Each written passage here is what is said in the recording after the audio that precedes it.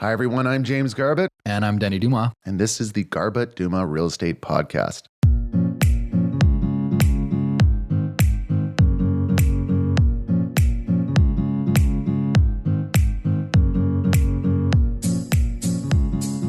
I do like doing a market update in February. You know, oftentimes when January hits, we get a lot of questions. What's the market doing? What's the market doing? And I often say I will have a much better idea in 1 month of January after seeing the January sales. Because if the market does do a bit of a shift, it seems to happen over the holidays. And why it does that shift is because there's, you know, in a market like this, the inventory of listings got so low in November, December. Not a lot of people list in November, December. And the demand of buyers still exists. And then when January hits, you get a little bit of a flood of listings and more action. And if there's going to be a strong market ahead, what you tend to find is a little jump in prices, and that's what we're seeing right now. So I would say when I look at some of the sales that we've seen in the last 30 days, we're seeing a different market in the last 30 days than we saw 90 days ago and 120 days ago in, say, October and September. So this market is wild, Denny. I think it's a good time to say what we think's happening now, what's been happening in the last 30 days, what picture that's going to tell us for the real estate market in Greater Vancouver for 2022. It feels like we're living a little bit of a deja vu with 2016, 2017 this year. And what I mean by that is we had really, really low inventory in the fall. And often that means a jump in prices overnight when January begins. And that's what we saw early 2022 in January, is prices were 5 to 10% higher, in some cases more than that, than a very equivalent home that sold in November, December. And because that shift had kind of happened, we're seeing a lot of listings coming out at old list prices that would have been relevant in September, October. A single family home, for example, in Coquitlam listing at 1.3 million. In September, we're thinking, that's 50 to 100 grand low. In January, what we saw was those homes were selling $300,000-$400,000 over asking. And because of the lack of supply, we're seeing 50, 60, 100 showings at homes like that were now, looking back in hindsight, priced aggressively low, like super low. The last couple of weeks has brought a more inventory for sure, but it seems like the list prices are starting to adjust. And I think that's a good thing for consumers, is now that home that maybe is worth 1.7 now was worth 1.4 6 to 12 months ago. It's worth 1.7. They're listing at 1.5, 1.6. So we're cutting out the people that see the list price at 1.3 and are showing up to those showings. Paired with the fact that just in the last week or two, it seems like more homes are coming available. So those showings are being spread out a little bit. I was in Maple Ridge this past weekend for a few showings, and 30 days ago, 3 weeks ago, those homes would have had 60 to 80 showings. And I think a couple of them this week were in the 25 range. So as a consumer, a little bit of positive information moving forward into the spring if you're looking to purchase. Hopefully the inventory continues to improve weekly, but it seems like list prices have adjusted already. And that's pretty typical of a really active fall that has very low inventory. Prices jump overnight going into January, and then we kind of adjust February, March.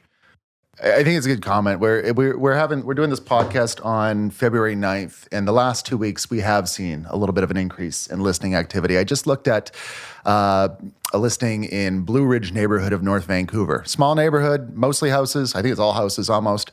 And there was 5 listings. And it's not a big deal that there's 5 listings, but the longest days on market of those 5 listings was 8. So all those listings got listed in the last 8 days. So that's a good sign for frustrated buyers, because being a buyer right now is frustrating. And I feel, and due to the frustratingly low supply for buyers, I think a lot of the price jump that we're going to see this year is happening now. It's just how long is it going to how long is this environment of not enough listings going to last? Because I remember us having these chats early last year where we were on top of every single listing that hit. And then at some point in spring, it broke open and more listings hit. And then buyers got a little more selective and it got a little more balanced. So if I were to guess, I think that's probably going to happen around April, maybe May. I think the difference for me is that it's going to be a little bit later than it was before. I think we're still going to be in this frustratingly low supply for March, is my guess. But yeah, Denny, I don't know. What do you think is going to be the price roller coaster of 2022? And I guess before I kind of mention my thought where I'm saying I think a lot of the price is happening now, I think in a market with this much change, there's going to be anomalies all over the city. Totally. So there's going to be some areas where right now might see the best prices. But then there's going to be other areas where they might see the best prices later in the year. And what comes to mind is the 2016 market where 2015 fall had very low supply.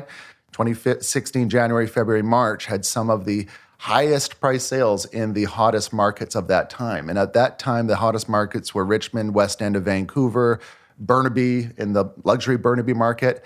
And what happened was, I can think of Deer Lake area where land value got to $3 million. And that was like incredibly inflated. The markets that were hottest tend to be what I thought were the markets that were more targeted by the foreign buyers at that time. So they got inflated up, they jumped up ahead, and today's version of those markets might be like Port Moody, for example. The 2021-2022 version of the foreign buyer is outdoor nature and amenities. So what I think could happen is Port Moody is seeing the absolute zoo of madness right now, and inner city markets that, like say New Westminster, that have been a little bit more quiet, might have a little bit of a delay catching up. Because if we sell, say, a townhouse in Port Moody versus a townhouse in New West, both will have a great outcome, but the difference in value between Port Moody and New West has changed more in Port Moody's favor. They are going for a higher price. So what I feel is like certain inner city markets might be better throughout the year as they catch up to these hot markets like Port Moody, Maple Ridge, for example. Mm-hmm. I think it's very interesting to watch condos jump really quickly. And it seemed like 2021 single family and townhouses were kind of crazy continuously throughout the year. And that hasn't really slowed down yet. But it seemed like in January, condos took a bit of a jump in terms of price. Inventory was low, but we're seeing now that the gap has kind of lengthened a little bit between townhomes and condos, that condos are much more active than they were this time last year. Absolutely. I think when you look at the cost of your monthly payment versus your monthly payment before, it's not a huge impact. So arguably, I think a lot of, first-time buyers want to own properties. So there still is a lot of people that want to own, not rent. 2, people want to take advantage of interest rates. 3, there's just not enough supply. So we're seeing a jump due to just the lack of supply. How many projects are you seeing get launched right now?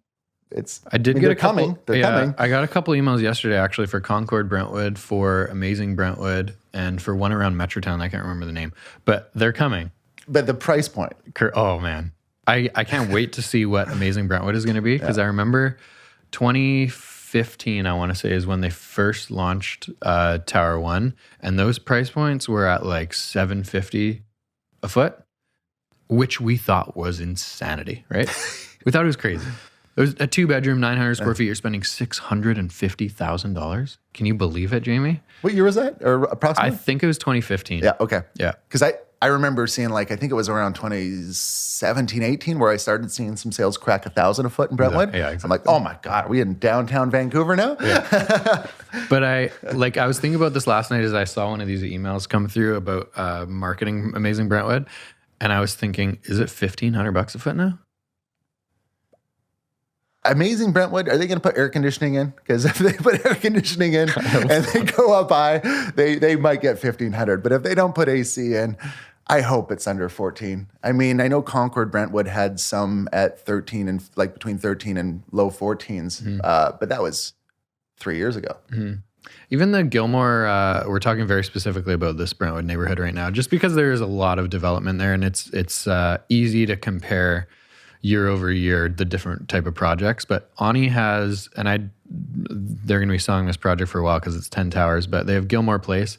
And last year, early 2021, I remember going through and they were a little over $1,300 a foot.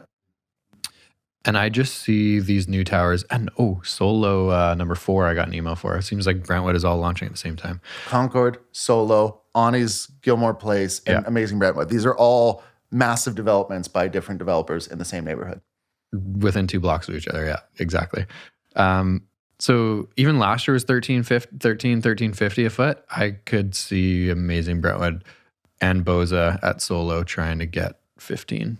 And I think it would be wise to acknowledge that these new condos are not the hot product of this post-COVID market. If these towers all existed right now sitting vacant, they might struggle to sell.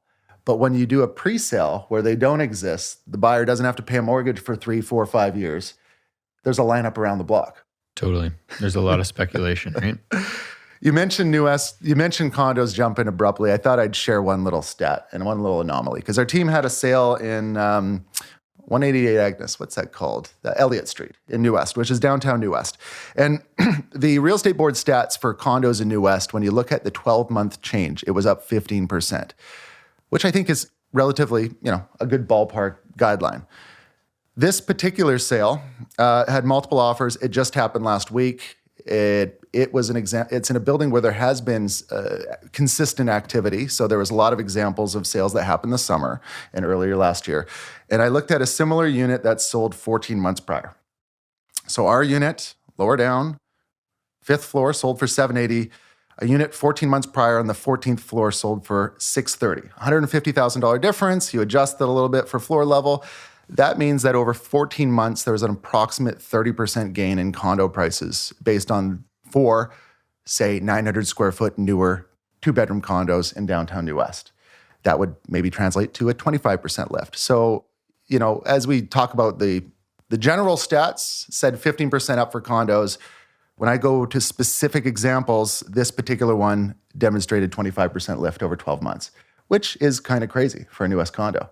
And historically, there are moments where condos, in the last few years particularly, have been dead quiet.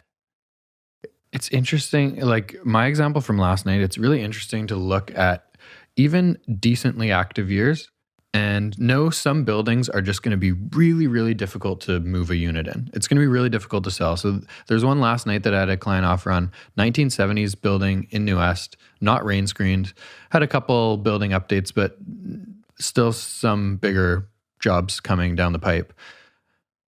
Shared laundry, 2 bedrooms, 850 square feet, listed at $389. And I was thinking about, like, as we went through over the weekend, I was thinking, what would I suggest this be listed at? And I think it's probably under 400.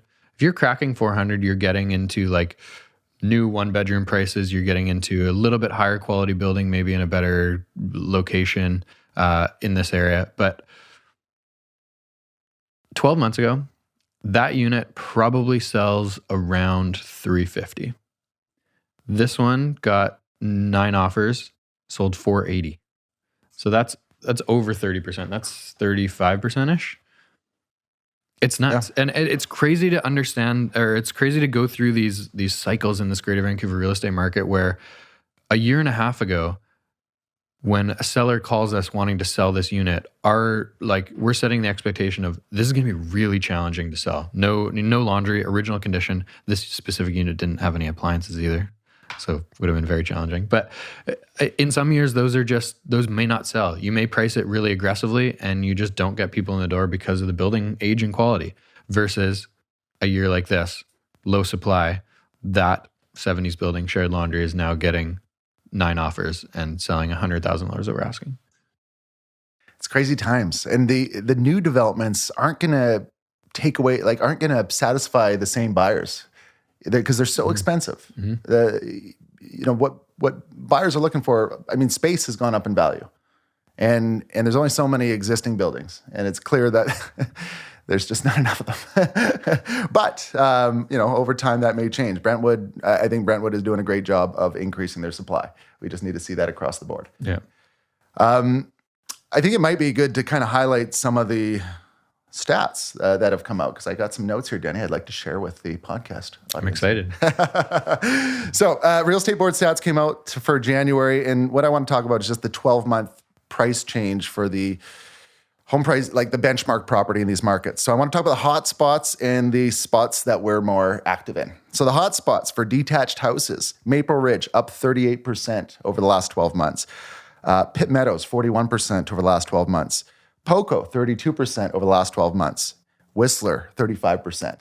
So the big standout thing is, I'm not really surprised that Maple Ridge, Poco, and Pitt Meadows were the hot spots. I think the big thing to note is Maple Ridge, Poco, Pitt Meadows, average house in this data is probably around 1.3, 1.4. The Whistler average house is around 2.7, 2.8. So for a high price point market to go up 35%, which is Whistler, that's insane. And there was a time, and I think early COVID, where the mountain closed, and there was a thought that it might go down in prices up there. No chance. So markets that we're more prominent in: Burnaby, 20% up for detached homes over the last 12 months. Average house in Burnaby is around 1.7. New West up 21%. Port Moody up 26%. I do think there are some examples in Port Moody that are far more than 26% up.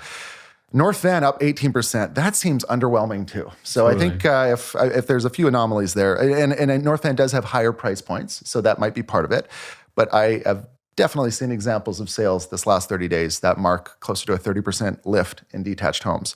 But it is promising seeing more inventory come up. And I think there's like a $2 million home in North Van is not what a $2 million home used to look like. No. It's getting close to land value in almost all neighborhoods. And Vancouver East, 17% up. And I think there are probably some examples that show a higher percentage lift there as well. And I guess my comment is Vancouver East is always my example of a market specifically for detached. That is bulletproof. That is an all-weather market that seems to just keep trucking through. So my anticipation for that market is it has years to, like, we're going to see a lot of runway in Vancouver East in 2022. I think we're going to see a lot of action there.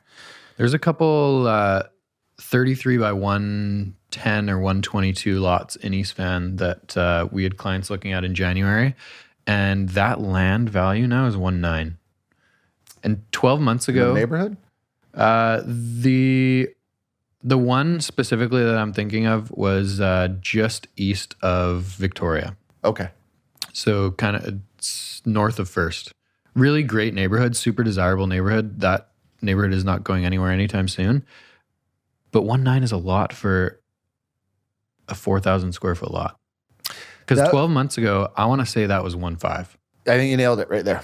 14 months ago, we sold on Main and 21st, a real like Mount Pleasant 33-foot lot for just cracked $2 million. Yeah. And it was land value. And that was like a proud moment because I think it was probably one of the first 33-foot land value lots that cracked $2 million in East Van. And now, I mean, Mount Pleasant, a block off Main on 21st is a very expensive part of East Van compared to east of Victoria. Yeah. And so, seeing East Victoria start getting 1.9, I'm guessing that Main Street that we sold for $2 million 14 months ago is probably closer to 2.2 to 2.4 in that range. Could be 2.4, yeah. Totally. I remember when a new house in East Van cracked $2 million. I feel like in the last 10 years of real estate prices, I feel like I talk about them like it should be over a 40-year horizon. Yeah. Because 10 years ago, we could get a house for $800,000 in New Westminster, and not anymore. I remember in 2016 helping a buyer east of Victoria again, similar neighborhood, buy a single-family home, older home, some updates, 33 by 110 for $1,005,000. And I think it was listed at $899 at the time. Like, we were having these conversations during the multiple offers saying, I don't know if we should go over $1 million for that, right? And now that is a little bit further east than this one we saw in Charles, but that's probably 1.75, 1.8 now. Do you remember having tough negotiations over $5,000? I remember having tough negotiations where we were splitting the difference of $2,000. Yes. So yeah. Yes, different time. Different time. Yeah. More of the hotspots for townhouses. Maple Ridge townhouses, January over January, 12-month difference, up 39%. Poco was up 32%. Pitt Meadows was up 29%. Now, I just mentioned here, Maple Ridge up 39, Pitt Meadows up 29. That's an anomaly. They're the same market, basically. So, and then the Whistler Sunshine Coast up 29%. This is for townhouses. The areas that were more prominent, Coquitlam up 26.5%, Port Moody up 22%. No reason why Coquitlam should be up more than Port Moody, but it's just, these are the stats. North Van up 23%, and Burnaby townhouses up 15% year over year. Condo market, hot markets for condos. Maple Ridge up 27% year over year. Poco 20. Whistler Squamish again was on the list between 22 to 24%. Now keep in mind, Maple Ridge and Poco are on all these hot lists because their average prices are lower than the typical comparable throughout Greater Vancouver. Yeah. So like the average condo price in Maple Ridge was $488 versus say Coquitlam at $640. But New West up 15% year over year. As I mentioned, we had an example that was up 30% or 25. Burnaby up 13%. I think that's an under, I think the stats are really higher than that as well. Coquitlam up 20%, Port Moody up 15%. These are like, when you look at the stats package for condos, these are just a guideline. It's not very accurate.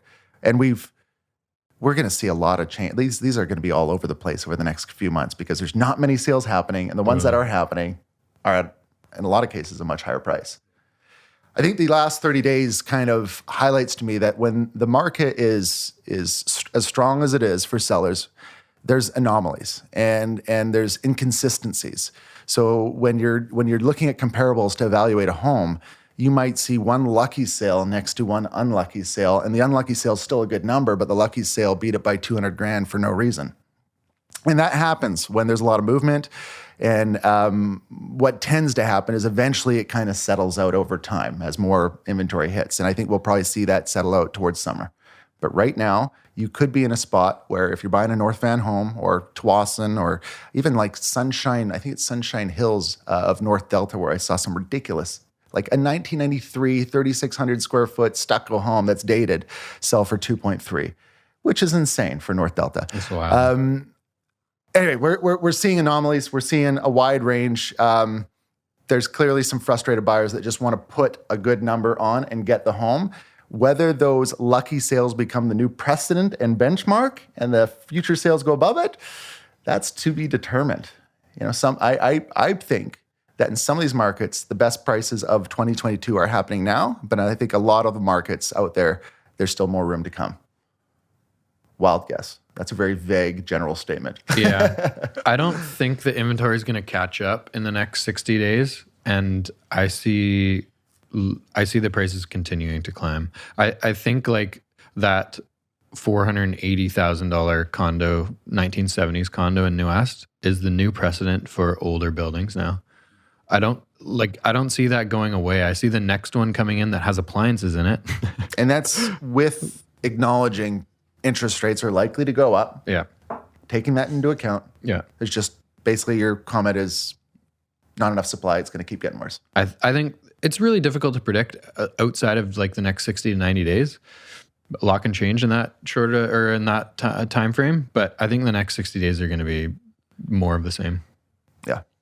Slightly more supply, so it might slow down these, like, you know, your example of one house list 1 week it sells for X and then the next one sells for 200,000 over X. I think that's going to slow down, but it might be like, here's the sale price, the next one gets another 20 to 50 grand, and then the next week continues to happen. I think one thing that also stands out is the value of space. When I'm looking at these the sales stats and just certain examples, the structure value on these lots has gone up, you know, and a dated, there's good floor plans that from homes built in the 1980s, 1990s, but they're nowhere, you know, they don't have the plumbing of today's standards. They usually want to repaint, change the cabinets, change the tile, change the lighting, change everything. So you're working with an old structure. And I bring this up because I get the sense, like, if I were to use a general figure of going into these 30 to 40-year-old homes that need that are 30 to 40-year-old original condition.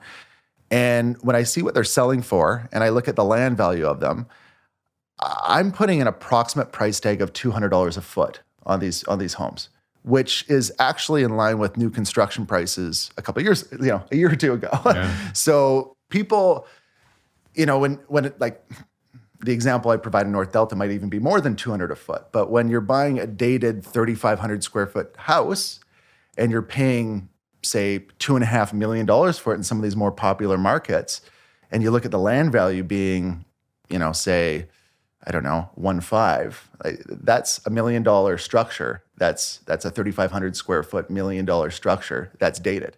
And that's what I'm seeing that I'm a little bit surprised by.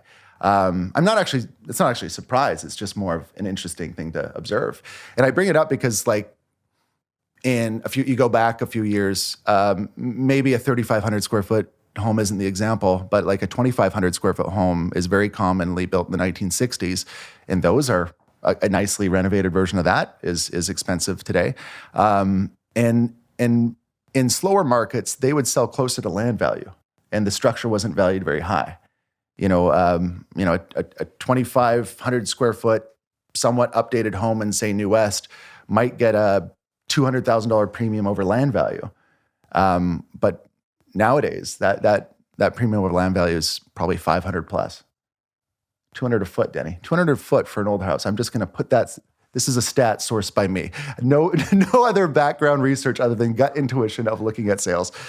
And just to add to that, a new construction on the low end, I think, is about 300 a foot to build right now. Yeah, it's crazy to think that. Like, it's crazy to think that an old structure has that much value. But you're right. The average consumer right now is looking to upsize, is looking for more space for their family, to have a home office, to get a yard, whatever that is, and they're valuing. Even a dated structure, they're valuing the space so much more than it was 2 or 3 years ago. Were there any standouts in the last 30 days that... Seems like every sale is a standout. Yeah, so lots of them. I think for buyers, being in February of a hot market, just two little tips. Buyers, hang on. I don't know if the future is going to get better for you, but it probably will get a little bit easier to buy in the months ahead. That doesn't mean I would shelf buying. I would look at every house that comes up that meets your criteria. But we are in a multiple offer environment. We are in a subject-free environment often, which means that do your due diligence early. Make sure if you're going to take the risks on subject-free, do your due diligence early. And then for sellers, on the sell side, I think the tip of the day for me would be, if you're a selling agent, you have the listing, these buyers that are putting subject-free offers often need mortgages, and that appraisal needs to go well. And that appraisal could jeopardize the deal. So the tip for the seller's listing agent of the day is communicate with the appraisal when you have a firm offer. Tell them the price. Tell them how many offers you received. Give them the best comps. Make sure that appraisal goes smoothly. On the buy side too, it's very frustrating. I mean, outside of real estate, it's very frustrating to waste money. And a lot of buyers, I think, feel like doing pre-inspection. Sometimes they're just wasting money if they're not winning the home. I think it's important to do that due diligence. I think it's important coming into a home search in a market like this to understand that 90% or more of homes are selling subject free. So if you have a subject to inspection or subject to financing, you probably have no chance from the beginning. So I think it's important coming in, and we communicate this to buyers, is have a budget for inspections. Budget $2,500. We might lose the first couple. You're going to get educated along the way. But if you're not willing to spend that $500, it's going to be extremely challenging to buy a home with a subject to inspection. Oh, yeah. Absolutely. Yeah.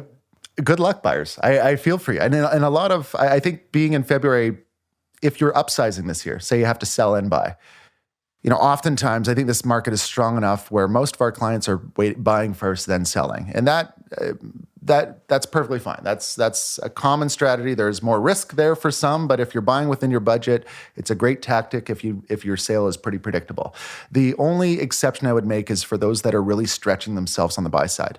We are basically your purchase. If you're upsizing, you're really reliant on financing and that appraisal. And if you're at the limit of your budget and you put in a subject-free offer without firm financing approval and appraisal approval, there's a lot of risk there. So if The only thing I would say for anyone looking to make an upsizing move this year, and you're stretching yourself at the top of your budget, there is an argument to sell first, then buy. And I say that because when you sell first, you know exactly how much money you have to work with. And you put yourself, if you sold first, say in February, early March, and it sold quick like I would expect it to, you put yourself in a buying position in March, April, May, or June, which is when the most selection is typically available. So if you're upsizing and you're stretching yourselves, selling first may not be bad. Negotiate a longer close, put yourself in a buying position when the largest inventory is available, and then you can put down better offers and be a little more aggressive on the buy side. And not that I necessarily would suggest this, but I at least want to bring up the conversation of if you are struggling to get to 20% down. So if you have less than 20% down, you are getting mortgage insurance. If you are buying a condo in an older building or looking at that type of price range, there's only 3 lenders out there. If the lenders say no to that specific building, you're hooped. Most homes, most condos are selling subject free. So it may be an idea if you're struggling to get to that 20% to sell first, to know exactly the number that you have to put down so you can game plan a little bit better. That's really the only other scenario. Mm-hmm. If you are, if you have a 20% down, you're looking for a single family home, you're going to be selling a townhouse. Your townhouse is going to sell in a week. Yeah. And the challenging part of this equation is finding a home that you're actually going to win. There's going to be a lot of good homes that come up. It's just, are you going to get them? That's a challenge. And that's a great comment, Denny. Thank you. I think this has been a great market update. I look forward to revisiting this conversation in a few months from now. Absolutely.